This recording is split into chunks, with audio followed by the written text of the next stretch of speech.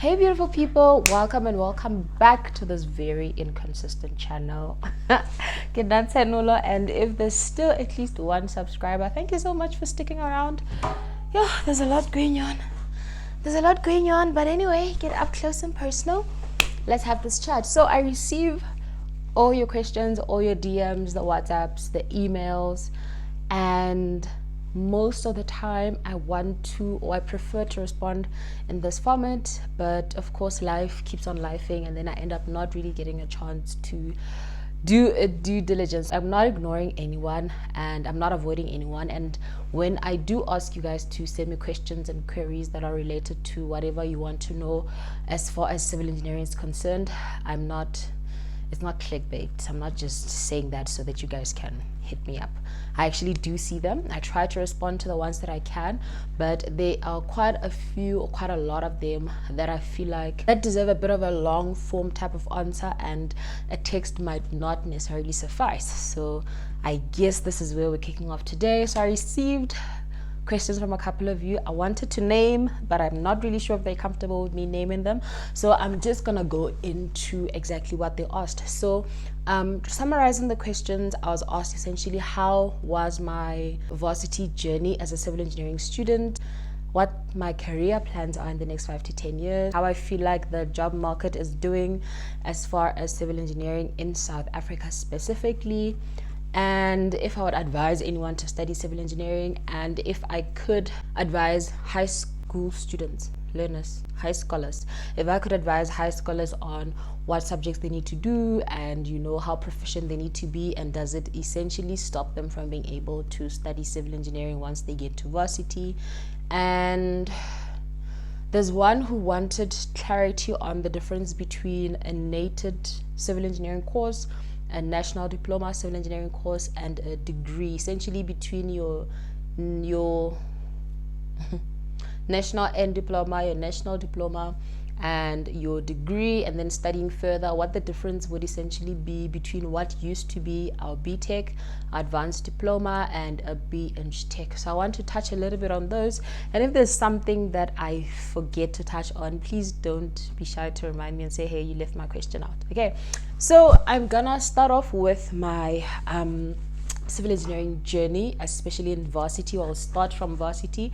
There are quite a couple of videos where I touched on that, but I feel like it may have been a bit unclear because the very first video I made, I realized that it was more emotional than practical. So a person who would be able to relate to that video would essentially be a person who's struggling financially in varsity, or a person who feels like they just cannot make ends meet. So today I want to touch on it from a practical point of view, speaking from a position of a civil engineering professional as well as a lecturer, and I'm hoping that this will help.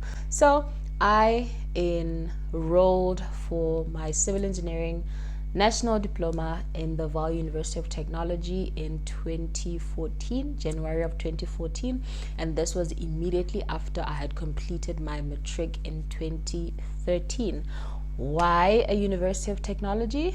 Honestly, I don't really know why. I mean, they are amongst the ones who had said yes, and I wasn't really picky on whether I get to do it at a University of Johannesburg or at a University of Free State or at a Vaal University of Technology.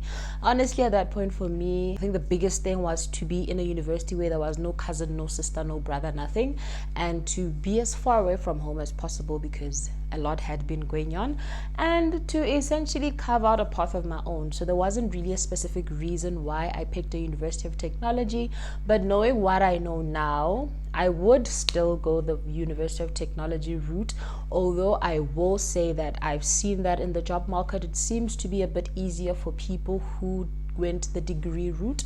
So people who went to a traditional university, your University of Pretoria, your University of Johannesburg, your University of the Free State, your Wits, and the likes, those seem to be doing a lot better in terms of finding jobs quickly. I found a job just as quickly, but I've noticed just how easy it is for them to start earning a bit higher than I did when I first started off working. Did I have any funding or a bursary? So when I first started off in Varsity, I initially didn't have any funding. I was not an NSFAS student and I did not have a bursary. So based on my matric results, I managed to secure a merit bursary from our school. So I think it was 15,000 rands at that point, and I think they just needed certain averages for certain subjects. So based on my average in maths and physics, I think in English as well, or the overall average, I can't really recall the criteria. Then you essentially submit your matric certificates and, just your proof of registration, and then they are able to credit your student account. And then I think it only covered like a portion of the first year. And then I only managed to secure a bursary for my second year of studying. And this is because a lot of bursaries that were going to cover you when you're already a student would need your entire first year of results before they fund you. Other people who got funding are people who had applied for bursaries while in high school, and they used their grade 11 or grade 10, 11 and 12 results, or maybe just their grade 12 results, and then that way they got secured funding. Advice I would have for a high school student wanting to get into civil engineering: for starters, I would say take your academics seriously from the get-go. There is a misconception that you essentially only need to be serious about your studies once you get to grade 12 or once you get to grade 11. But I feel like as soon as you decide this is the path you want to take and you know what it takes to get there, I would say treat your subjects and your studies as seriously as if you're already in varsity. Some universities will only need your matric results. Some universities will need both matric and grade 11. Some will need to go back as far as grade 10. So if you were, just flunking out in grade 10 and 11 and only decided to get serious in matric, then that might work in your disadvantage. I'm not saying you won't get in, but you are trying to stand out and you are trying to be the best candidate for them. So my advice would be take your studies as seriously as you can from the word go. And if you are a person who happens to be, how do I put this, a bit of a social butterfly, and you're having a bit of a challenge balancing between your books and time with your friends and time with your girlfriend or your boyfriend, and you just feel like there is no time for everything, I would say put your studies first. Everything else comes second after that. Because when I look at the friends I had in high school and I look at my life right now, I kept one friend. And we were not even that close in high school. We became really good friends after varsity, and now we're adults, our kids, our brothers and sisters, and it's all great. So I would say prioritize your academics first. Anything else that needs to compete with your academics for your attention, I would put it on the back burner for now. And to tie into that, if you feel like you are performing really well, if you feel like you are actually an A student or you're doing really well, I would suggest that you apply for scholarships, bursaries, and funding while you are still in high school. I've seen that it makes everything 20 times easier for people once they get to varsity, or if you've actually been funded since high school. You don't want to get to varsity and now you suddenly need to run around with post offices going to certify documents and all of that. I know now that I actually should have done it earlier, because then you get there, it's easy going. Bursary students get first preference in a lot of things. They don't queue in a lot of things, and it would have made my life 20 times easier. Okay, so now I've touched on a little bit of my varsity journey that I started in 2014 and I completed in 2015, and then I needed to complete 12 months of my work integrated learning. So those 2 years when I was studying, I wish I could get into specific subjects and give advice based on that, because now I do lecture as well, and there are some subjects that I'm lecturing now that I didn't really like that much back then, and I realized that a lot of it had to do with me missing the fundamentals right in the beginning, and everything else that you do in that specific subject is now an application of the fundamentals, and obviously just makes the whole thing foggy. I still passed everything in record time, but I feel like it could have gone 20 times easier. Subjects that will stand out when I think back to my time as a student: first semester, there was surveying, there was communications, there was ICT, there was applied mechanics, which I didn't like much. It's odd because now I lecture it and I love it. And get into the second semester, theory of structures definitely stood out for me. Then it was just communications and more surveying. Maths 2, sir. We still have a thing to talk about. Then third semester, that's when we started to kind of major into the different paths you can take. There was transportation engineering, water engineering, structural engineering or structural analysis, and there was geotechnical. Then there was project management. Once we got to the third and fourth semester, I feel like that is where everything becomes friends, because in as much as you know that you found a path that you like, you still have to pass in all of them, and it was quite a lot. That is the year when I got sleep deprived. I didn't eat as well as I could. I didn't really take care of my body. My skin was evident. It was evident on my skin, because what do you even mean? And my mental health took a dip. And that is where I had a lot of fallouts with my friends, and that is when I just felt like my life was falling apart. Academically, I was doing great. My life was not lifing. So, advice I'd give to a varsity student right now, right off the bat, I would say have your priorities straight off the mark. Like from the get-go, know why you're there and know what you're there to do. I'm not saying don't have a life, but I'm saying remember that you are there to study and to get your qualification and to get out. The aim is to get in and out with as less scratches as possible. I don't know if it's possible in civil engineering because you're kwiningi, but my advice would be to, again, take your studies very seriously, because this is your life. This is actually real life. Looking back to my time as a student, I realized that there were a couple of classmates who, like, they treated this like you actually get another chance at it and then you can actually do it seriously. But this is actually your life. This is real life, and I don't care how rich your parents are. I don't care how much your bursary sponsor, whatever. I don't care how much money you have.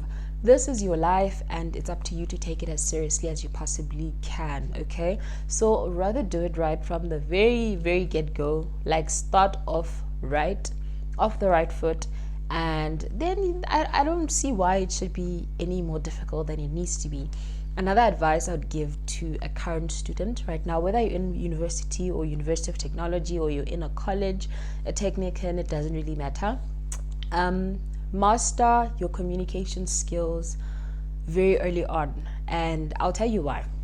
A majority of my students who I feel like are doing well are students who are able to approach you and speak to you like an adult when really they don't get it, or when they need help, or when they're unable to make it to class for certain reasons. People who know how to communicate generally get further along the line than those who don't. And this is because from time to time, even if you're an A student, even if you ace everything and you get 90s and 100s, over time you will get to a point where there's a thing you just don't understand, or there's a thing that you will need assistance with, whether it has to do with academics or not. And the assistance you get will depend on how you are able to articulate that you need help. And being able to articulate yourself as meticulously as possible, as early as possible, will be your golden thread, because you will be top of mind with your lecturers, and we know that you are actually a well-mannered person who's actually trying. So learning how to communicate earlier on gets you further along the line. Another thing about communicating that I've touched on is the fact that you will remain top of mind, right? So I've mentioned that I studied from 2014 to 2015. Then in 2016, the entire 2016, I had to essentially do my work integrated learning. And I'll tell you now, unashamedly, the sole reason I got the gig that I got, the work integrated learning or the internship that I got, the sole reason I got that was A, because I was active in our student chapter, B, because I always put myself as top of mind. I was frequenting that engineering building like no one's business, and not for any sinister reasons. No, wherever I felt like I had a query, whenever we felt like there's something we need from the student chapter side, whenever I felt like there was a bit of an imbalance between the students and the department or our lecturers, essentially as a student chapter, you're trying to bridge that gap, and I had put myself in line to be that person to convey. I had started off as the secretary in Bikeso, then I became the deputy chairperson, and then I became the chairperson. And in all of those roles, you best believe you would find me sweating, going up and down, and making my presence felt. Not because kya papa, I'm actually a very shy person, but because I realized how easy it became to ask for help when you are a person who always offers help. I don't know if that landed with anyone. It's easy for people to help you if you're always helping them first. That's just how the human brain works. So because I was top of mind, I was always here and there, and I was always doing a lot of campaigns, a lot of projects. We were always, as a team, collectively collaborating with the department. When a company called the department and said, hey, we are looking for a top achiever student to join our company, they didn't even waste time. I got a call directly from the HOD's office telling me, you have an interview tomorrow in Randburg. Send your documents and communicate with this person. Okay? Obviously, I had to play my part, send the documents, and show up for the interview, but I'm saying, so master the skill of communication. Any challenges while I was in varsity? I feel like finances were a very big part of it, but this only affected me during my first year. I feel like trying to fit in also wasted a little bit of my time. Chasing friendships, definitely. I'm not really a person to chase friendships. I'm a one-on-one type of person. Like, I want to have a friend. I don't want a group of friends. I don't really do well in group settings. And you'll find that now this is your person, your friend, you're devoting your time and attention to them, but they want a group setting, and it ends up just being an imbalance. I feel like I could have skipped all of that drama had I just focused on me. But obviously, when you are exiting your teens and entering your early 20s, you are still trying to find your footing, and it feels much better when you have someone there to find your footing and theirs together, other than doing it alone. But seeing how my life has panned out now, I still haven't changed much. I still prefer a one-on-one type of relationship or friendship. I still don't prefer group settings because I feel like I'm very needy, and I don't know how I feel about the whole group knowing my business like that. And looking at how it panned out, I'm still a bit of a loner. I still prefer to be in the house. I don't mind being in the house all day, every day, as long as there's an internet connection, there's power, there's water, and there's food. I can really do without the most. So I feel like I could have skipped that part where I'm trying to fit in and be a girly girl and try to be a groupie. That really wasted my time. Another challenge I faced was I didn't learn earlier on what I actually needed, or I didn't master myself earlier on, and I wish I had.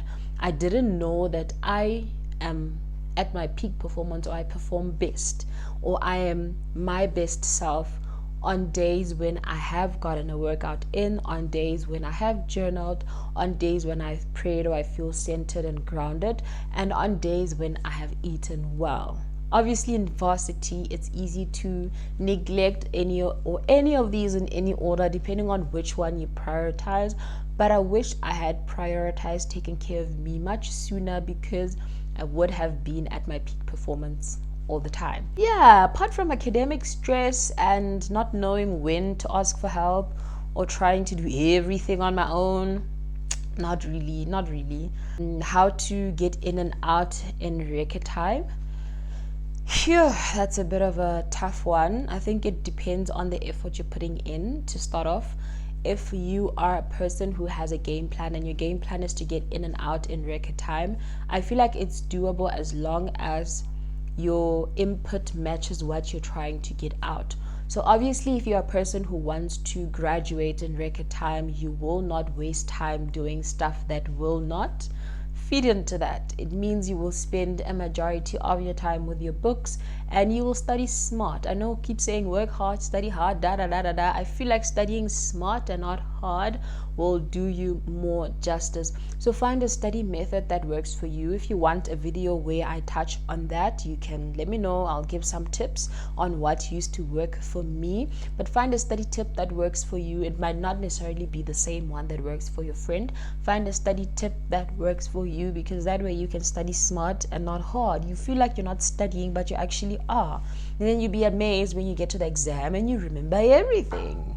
This is not rocket science. It's not. But obviously, if you want tips on that, do comment down below. I'd absolutely love to hear back from you. And yeah, that's it with the challenges that I faced. What would I do differently if I could go back? I feel like I've touched on it a little bit, but I'd focus on me more. Not in a self-centered type of way. Like, I don't want to have a big head about it, but I would have been about me a whole lot more. But I realized that it has a lot to do with your self-esteem. It has a lot to do with how you perceive yourself. And it has a whole lot to do with how you feel like other people perceive and see you. So in my first year, I was struggling quite a bit. I would go to school without eating a couple of times, and I would go to bed hungry a couple of times. And when you're walking outside, you feel like everyone can see that you're struggling. And as a result, I wasn't the most confident. Like, people might beg to differ because obviously, my mouth. But I wasn't the most confident at all. And especially because the friend I had at that time had everything going for her. She already had a bursary. She had another bursary. She had a boyfriend who was giving her money. Like, everything was just going great for her. And I was here on the other side fighting for my life. So I feel like once I got to my second year, it became a bit easier to be about me and to be unapologetic. When you have a friend who you feel like is a confidence boost, you're scared of offending them because then they'll leave you alone and then you have no one. But I should have been less afraid to lose people and to be with no one, because really, who cares? So once I got to my second year, I feel like that's when I kind of stepped into my element. I could wear the way I want. I really didn't care who said what. I knew that, hey, I am one of the smarty pants in here, and if you want to speak to me, you better come correct. So I was one of those, and I should have been one of those earlier on. Another thing I would have done differently, I should have picked up on my strengths and weaknesses earlier on, because this would have allowed me to collaborate with other people who have different strengths and weaknesses much sooner. But I feel like it also goes a bit into the friendship and the confidence, because obviously if you don't feel like you have much to bring to the table, and as much as you're smart and all, then you feel like who would want to deal with me? So I feel like I should have been about my business early on, because this is me. This is what I've always brought to the table. It's either you want it or not. If you don't want it, then now we know when we move on. But obviously being scared of rejection and a whole lot of other things affected that. Another thing I would have done differently, I would have approached my lecturers sooner. In as much as I was in the student chapter and I was warming my way up into being the chairperson, only when I became the chairperson did I actually become more confident to speak out, voice out, and approach lecturers on a one-on-one. But I feel like had I found my voice sooner, my academic journey would have been like 20 times easier, especially during my first year, because there's some subjects which I feel like I did well, but I could have done better in them. And the only reason was because I was scared of asking for help. Another thing I'd do differently would be to ask for help much sooner from anyone. Honestly, it doesn't even matter who, whether it's your lecturer, whether it's a classmate, whether it's a person who is a couple of semesters ahead of you, I would have asked for help. And another thing I would have done differently, I would have started my financial management.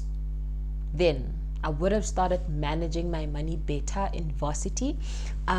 Since I was a student and then I became a tutor, so I was practically working, I was earning an income, there was money coming into my account, and I had an allowance from my bursary. But it didn't click until much later that this is the same money that you use when you become an adult and when you're working. And if I knew then what I knew now, I would have probably started back then with setting up savings accounts, investments accounts, trying to plan for retirement in as much as I was 20, and having a game plan when it comes to my finances. As a student, the only thing that mattered to me were having the latest clothes, having the latest gadgets, a big phone, and making sure that I eat delicious food every single day, and having my nails done and having my hair done. Like, that was literally all I was interested in. And back then, when I was a tutor, I think I earned like 4.5, and there was an allowance of like 5 grand for food only from my bursary. And like, with 10 grand, you can actually do a lot. You can actually plan a lot, and you can start, you can start small. So I definitely would have started taking my finances a lot more seriously back then, and not waited for, an actual formal, offer of employment, because that was employment. But I didn't see it that way. I saw it as playing money. I would have started managing it better then. The last thing I would have done differently, I would have started to take care of my health much better from back then. Because as a teen or going into your early adult years, your body is still, it still kind of listens to you. Because once I hit 25 and my body stopped listening to me as much, and now I'm almost 30 and my body's like, side eye, I'm not coming to the party. I'm realizing like I could have started much sooner. In as much as I'm a person with a religious fitness regime, and I generally eat well, and I treat my body right, I drink a lot of water, I have a lot of fruits and veggies, I realize now that I could have started all of this much sooner. But I thought, no, I'm waiting for life to look a certain way before I start to treat myself a certain way. And I feel like I could have prevented a lot of things. I had a bit of a mental breakdown when I hit 21. And in as much as there was a lot of external factors that gave into that, your body can actually help defend you if you are helping it. And I was not helping it at all. Then now, as a professional, advice I would give overall, advice that I would give as a professional on the outside, I would say, like, it might not be as easy as it sounds, but know what your game plan is from the get-go. And I'll give a practical example. As much as I went in and studied civil engineering, and then I did my BTech in structural engineering, and then COVID hit. And obviously when COVID hit, it was a prime time to study further for anyone who wants to study further, because the whole world was online. But during COVID, I was expecting my first child, and obviously I wanted to just focus on that, so I didn't. Then right after COVID in 2021, there was still a chance to study further online-ish a little bit. That's when the world was now transitioning back. And I'm saying this because once I realized in 2023 or 2022 that I'm more inclined to academia than the technical space. I can still do both. I still do both. But when I realized that the gravitational pull to academia was a lot stronger than to technical, I would have jumped at the opportunity to make sure that I get all my qualifications in a row before it becomes a need. So I would have done my diploma, then my BTech. I would have jumped straight to an MTech then, and I probably would have done my doctorate by now, and then I would have been set. I would just be the girl who's just flexible everywhere because you've got the paper and everyone wants a piece of you. But of course I didn't, because I was still dabbling in technical and lecturing. I was doing both, and I thought that would be my life forever, because obviously the money was great. You have multiple streams of income. You're contributing this side, contributing that side. And I didn't think a time would come where I'm not in the technical space, or where I lose my job and now I need to be in academics, and now the academic stakes are high because now they need the papers which I don't have. So have your game plan set from the get-go. If you want to go the academic route, if you want to lecture, if you want to tutor, and that is what you want to do, it's absolutely okay. You're not losing out or missing out on anything. You may feel like, no, but I'm studying to become a civil engineer, but not all of us are going to become engineers. Not everyone can become a doctor. Not everyone can become a lawyer or a chartered accountant. Some of us went through the same route so we can give off information and teach and, help to impart knowledge on other people, which is fine. Some of us were born to dabble in both. I still find that thrill in doing both. And there's some that were designed to be on site. Some were designed to be in the office and consulting and designing our roads and, our services, civil services. But if you know from the get-go where your calling is, if you know from the get-go like where your gravitational pull is, I feel like it's easier to carve out the steps you need to take in order to get there. I feel like I only figured that out much later, and as a result, I'm at a bit of a disadvantage now because now I'm having to get all these qualifications, and I'm not 20 years old anymore.